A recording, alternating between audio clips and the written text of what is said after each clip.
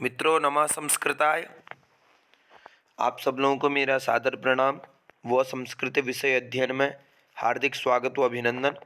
मित्रों, हमने सन्नंत प्रकरण की पूर्व कक्षा में धातोः कर्मणः समान कर्तिकाद इच्छायां वा इस सूत्र का अध्ययन किया था। तो इसकी वृत्ति भी हमने जानी थी। ईसी कर्मणा ईशिणै कर्तृका धातोः सन प्रत्ययो वा स्याद इच्छायाम।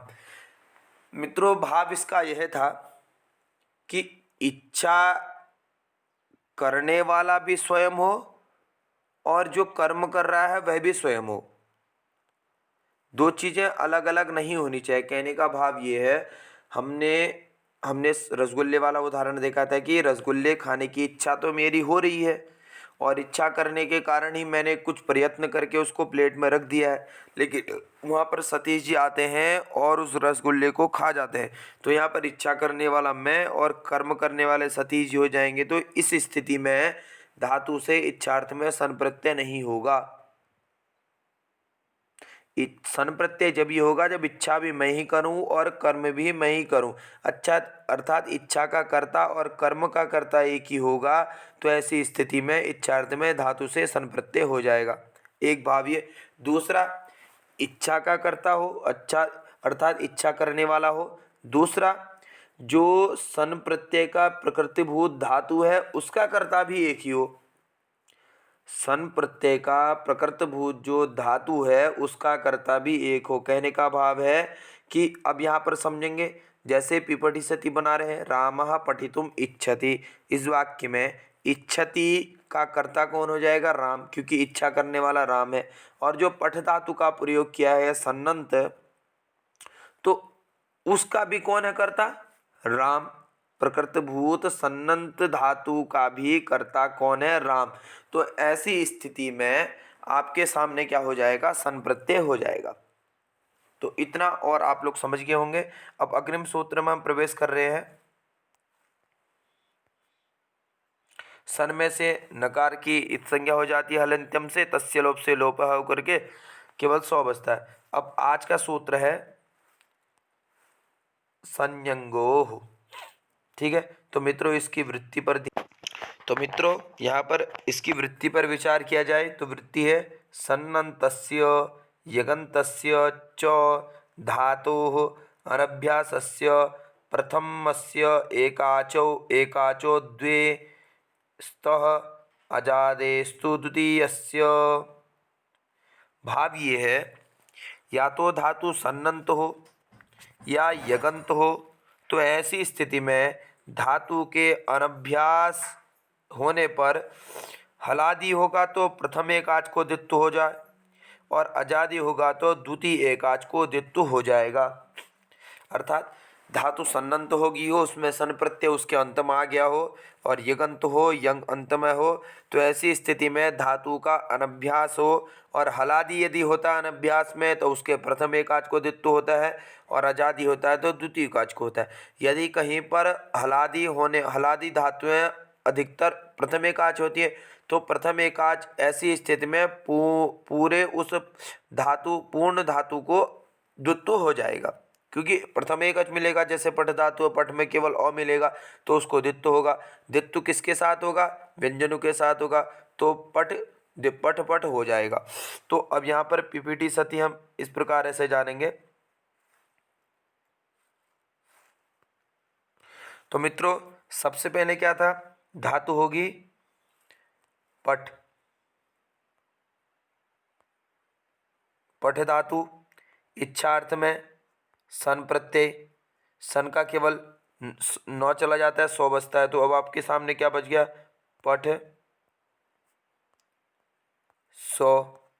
अब इस स्थिति में इस धातु की आर्ध धातुकम शेषः, इस सूत्र से आर्ध धातुक संज्ञा करने के बाद आर्ध धातुक शेड बलादे, इस सूत्र से इट का आगम हो जाएगा।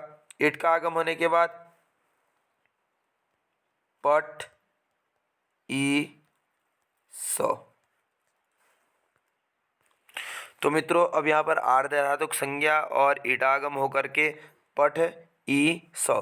अब इस स्थिति में संयंगो सूत्र से हम द्वित्व करेंगे। ये धातु है पठ, और ना ही अनभ्यास है, अभ्यास संज्ञा अभी तक नहीं हुई है पूर्व अभ्यास सूत्र से, और हलादि धातु है क्योंकि प आदि में है, और प्रथम एकाच को केवल एकाच इसमें पकार उत्तरवर्ती अकार मिलता है।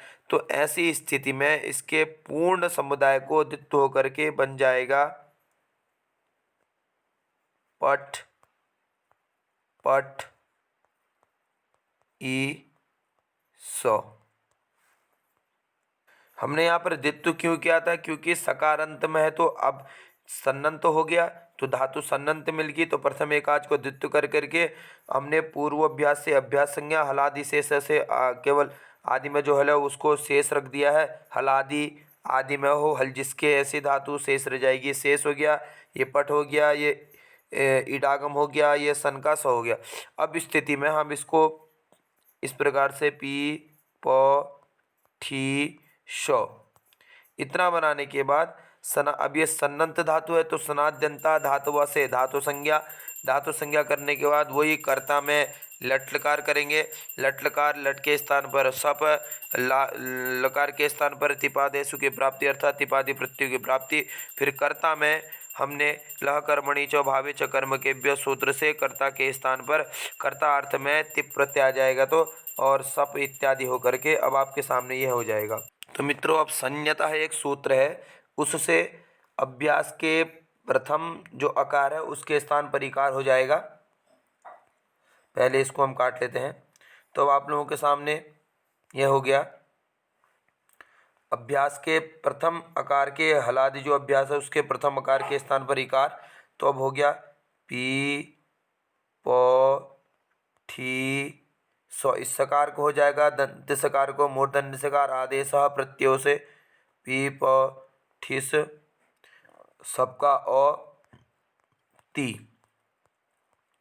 यहाँ अतो गुण से पर रूप करके पिपठिस पिपट ही क्षति। अब पूरा रूप आपके सामने लिख के देते हैं। पी पी प ठी श ती, ये सन्नंत बन गया पिपठ ही क्षति, अर्थात पढ़ने की इच्छा करता है। अब सूत्र में लिखा गया है कि कर्मणः किम, कर्म यहाँ पर क्यों दिया गया? अगर कर्म नहीं रखते तो पठितुम इच्छति की पठित मतलब गंतुम इच्छति या पठितुम इच्छति की तरह क्या हो जाता? गमनेन इच्छति, करण हो जाता। तो करण हो जाएगा तो सूत्र की वृत्ति में पहले ही कहा है कि धातु का जो कर्म है उसका कर्ता भी एक हो और जो इच्छा करने वाला है वह भी कर्ता एक हो। तो ऐसी स्थिति में कर्म का कर्ता तो मिल नहीं पाता, और यहाँ कर्म हम अपेक्षित है, इसलिए तो कर्मणः पद की यहाँ पर नितांत आवश्यकता है। दूसरा आता है समान कर्तृकातिथि किम। तो यदि समान कर्तृकात नहीं करते तो पठन्तु शिष्याः इच्छन्ति गुरु, इस प्रकार से रूप की सिद्धि हो जाती, क्योंकि ईश का कर्ता और उस धातु का कर्ता एक नहीं हो पाता। ईश का कर्ता कहने का तो समान कर्तृकात से कहने का भाव ये है, ईश का कर्ता और प्रकृतिभूत जो धातु का प्रयोग किया आपने उसका कर्ता एक ही होना चाहिए। यदि दोनों का कर्ता एक ही होता है तो इस स्थिति में इच्छार्थक सन प्रत्यय होगा।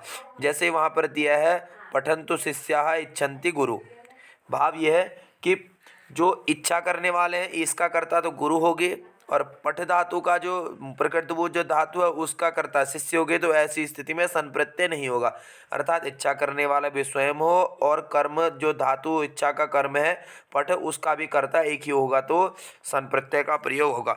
तो मित्रों, हमने आज द्वितीय सूत्र संयंगों पर भी विचार किया है। आप सब लोग आनंद से पढ़िए और अपने अपने विचार प्रस्तुत कीजिए कमेंट बॉक्स में। धन्यवाद मित्रों। नमः संस्कृताय।